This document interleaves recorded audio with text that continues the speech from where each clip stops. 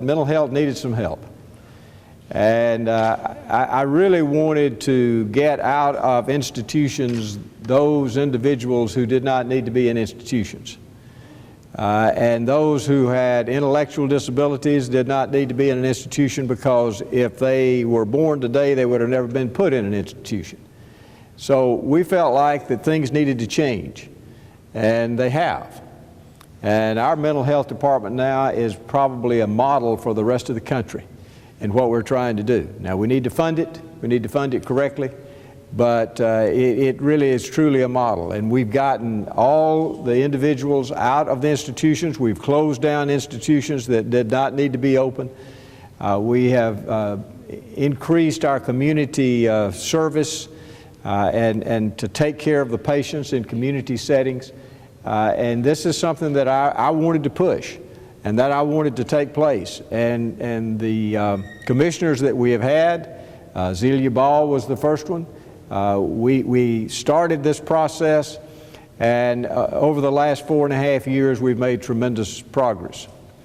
You know, we've had some really good commissioners before, now Commissioner Perdue, but Jim Reddick did a great job when he came in after Zelia Ball went somewhere else, and so she moved on, and then Zelia did a great job. Jim Reddick has done such a fantastic job, and our whole mental health department. I want to thank everyone that works in mental health. Y'all have done such a fantastic job, and I'm very proud of the job that y'all have done. And I just want to let you know that. We've made tremendous progress, and we're going to continue to do that. We are going to make sure that we have adequate funding, and I feel like that right now we're okay, but we're going to make sure of that. And now we have a new commissioner, Commissioner Jim Perdue and his wife, and we're glad to have did you bring some kin folks? I did. And probate judges. I did. Yeah. Well, now you're not a probate judge anymore now, okay? But I am honored that Jim has agreed to serve in this capacity. He promises me that he will help serve out at least my term, and hopefully longer. He'll do such a good job, he'll be like John Harrison. Everybody be begging to keep him. Isn't that right, John? And Jim, if you and your wife would come forward and let me swear you in. Governor, and I'd like the honor of asking all the probate judges to stand behind us. Okay. And my children, and Jack, if you'd come stand by Sandra, or however. Thank y'all for coming. All right, Jim, if you will put your left hand on the Bible and raise your right hand and repeat after me. I, James V. Perdue. I, James V. Perdue. Solemnly swear. Solemnly swear. That I will support the Constitution of the United States. That I will support the Constitution of the United States. And the Constitution of the State of Alabama. And the Constitution of the State of Alabama. So long as I continue a citizen thereof. So long as I continue a citizen thereof. And that I will faithfully. And that I will faithfully and honestly discharge the duties of the office upon which I am about to enter to the best of my ability. So help me God. So help me God. Congratulations.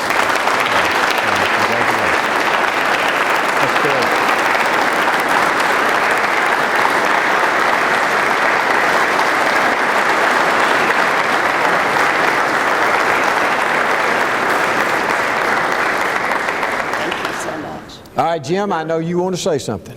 Well, I'm not a politician. I'm not used to making public speeches. But first I want to thank Governor Bentley for the trust that he's put into me and the honor of serving on your cabinet and serving in the Department of Mental Health. I want to thank the Jim Reddick. Commissioner Reddick and his staff, and many of them are here, have done an excellent job. The Department of Mental Health is in good shape, and I hope to take it to the next level. And Governor, I do want to finish this term, and I want to do good enough that the next governor will say we want to continue the same effort. So I want to thank the staff for getting us to where we are, and we want to take it to another level. I want to thank all my friends that have showed up here today. Well, this is impressive. I am so honored that you'd come, and I really want to thank all my friends that are probate judges that from around the state. I hadn't had a head count yet, and we got a few others that were on the way, but to have this many judges that come that I've served with for the last 13 and a half years, that's quite an honor, and I applaud you. Thank you for being here.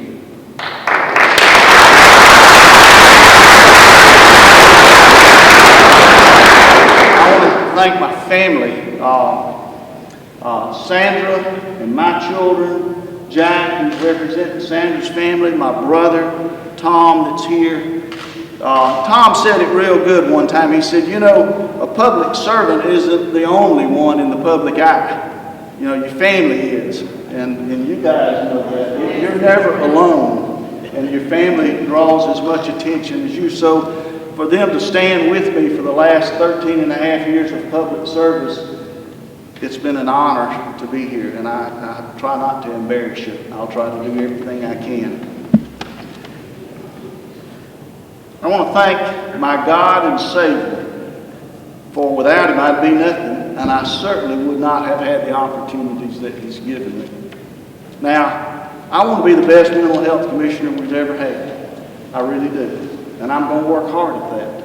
I'm going to make sure, though, that I'm an advocate more than a commissioner.